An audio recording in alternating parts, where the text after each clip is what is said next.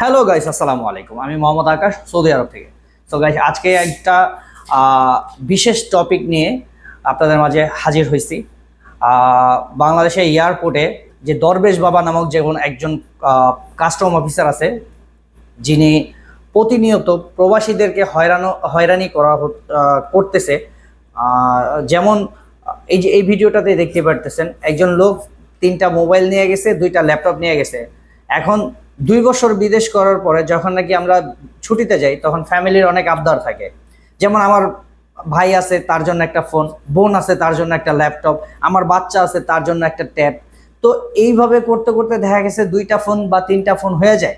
তা এখন আমার কষ্টের উপার্জিত টাকায় আমি মোবাইল কিনে নিয়ে যাব, হ্যাঁ, সেই মোবাইলটা তারা এয়ারপোর্টে রেখে দিবে, জব্দ করবে। তো এটা কোন আইনে আছে বা কোন কানুনে আছে, কোন দেশের আইনের নিয়ম আছে আমি জানি না, কিন্তু বাংলাদেশে যে অহরহ যেই প্রবাসীদেরকে হয়রানি করা হচ্ছে, সেই জন্য এটা হচ্ছে আমার প্রতিবাদ স্বরূপ একটা ভিডিও। তো আপনারা অবশ্যই বাংলাদেশে যারা কর্মরত দায়িত্বে যারা আছেন, অবশ্যই এই বিষয়টা আপনারা দেখবেন। কিন্তু খুবই একটা আহত হয় এবং কি মনে রক্তক্ষরণ হয় যে এত কষ্ট করলাম, দেশের বাইরে থেকে দেশে আমরা রেমিডেন্স পাঠালাম, তারপরও আজকে ছুটিতে যাওয়ার পরে যখন নাকি আমার একটা ফোন নিয়ে যাইতেছি, সেখানে 3টা ফোন কেন হলো, 2টা ফোন কেন আনলেন? আপনারা এটা আনতে পারবেন না। ভাই, আমার ফ্যামিলির জন্য যদি আমি না নিতে পারি, তাহলে আমি ফ্যামিলি ছাইড়াই যে বিদেশ করতেছি তার মানে কি ভাই? দেশের জন্য তাহলে এত কিছু করতেছি কিসের জন্য? তাই এখনো বলছি, এই সমস্ত দরবেশ বাবাদেরকে এখনই যদি আপনারা না স্টপ করেন, না আটকান, তাহলে পরবর্তীতে দেশের ভাবমূর্তি আরও নষ্ট হবে। হ্যাঁ, আমরা প্রবাসী যারা আছি তাদেরকে যদি এইভাবে হেনস্থা করে, তাহলে কিন্তু বিষয়টা খুব খারাপ হবে।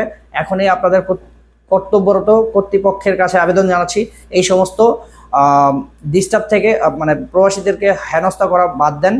যারা গোল্ড পাচার করে, স্বর্ণ পাচার করে, তাদেরকে ধরেন, আমাদের তাদের প্রতি কোনো আপত্তি নেই, তার প্রতি কোনো আপত্তি নেই। কিন্তু আমরা যারা সাধারণ প্রবাসী আছি, যারা কাজ করে 2 বছর পর, 3 বছর পর, 5 বছর পর ছুটিতে যাচ্ছি, তাদের আপনার 2টার জায়গায় 3টা ফোন হলে তাকে জব্দ করবেন, তাকে হেনস্থা করবেন, তার গায়ে পর্যন্ত আপনার হাত তুলবেন। এটা তো ঠিক না। আমরা তো এই দেশ থেকে চুরি করে নিয়ে যাই নাই, আমরা এই দেশে টাকা দিয়ে কিনে নিয়ে যাচ্ছি ফ্যামিলির জন্য। তো এইটুকু যদি ফ্যাসিলিটি আমরা বাংলাদেশ গভর্নমেন্ট থেকে যদি না পাই, তাহলে আর এই বিদেশ করে আর এই দেশের জন্য এত কিছু করে লাভ কি?